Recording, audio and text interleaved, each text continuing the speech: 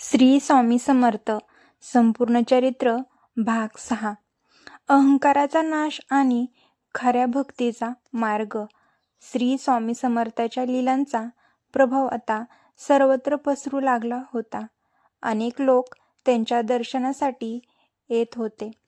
काही लोक खऱ्या श्रद्धेने येत होते, तर काही लोक स्वामींची परीक्षा घेण्यासाठी किंवा स्वतःचा अहंकार दाखवण्यासाठी येत होते. अध्याय 6 मध्ये एक महत्त्वाचा प्रसंग घडतो, जो आपल्याला अहंकाराचे खरे स्वरूप दाखवतो.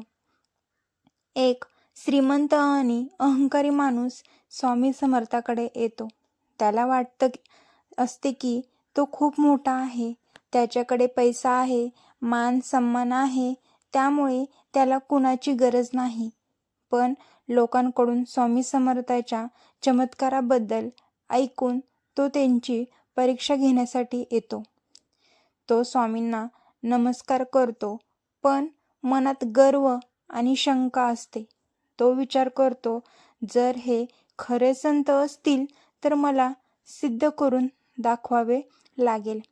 स्वामी समर्थ त्यांच्याकडे पाहतात आणि काही क्षण शांत राहतात.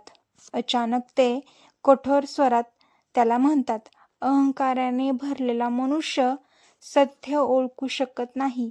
हे ऐकून तो माणूस थोडा अस्वस्थ होतो, पण तरीही तो आपल्या गर्व सोडत नाही.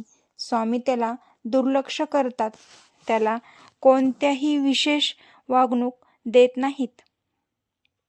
काही दिवस असेच जातात. त्या माणसाला कुठेही समाधान मिळत नाही. त्याच्या मनात अस्वस्थता वाढत जाते.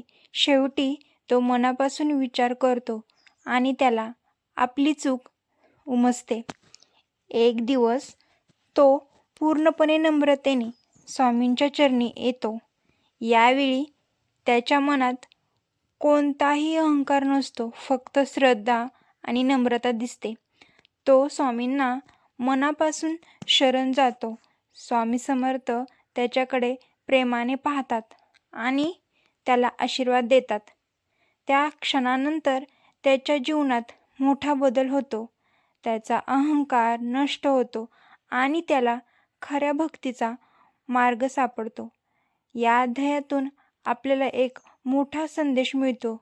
अहंकार हा आध्यात्मिक प्रगतीचा सर्वात मोठा अडथळा आहे.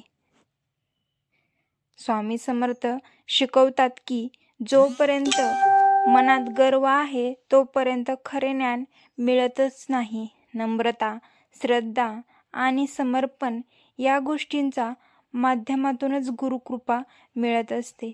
श्री स्वामी समर्थ या नामस्मरणाने मन शुद्ध होऊन जाते आणि अहंकार हळूहळू नष्ट होतो.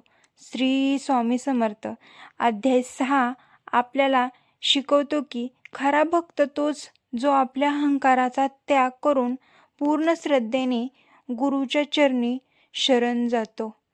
शेवटी एकच सत्य समोर येते, नम्रतेचे खरे सामर्थ्य आहे आणि गुरुकृपेनेच जीवनाला योग्य दिशा मिळत असते.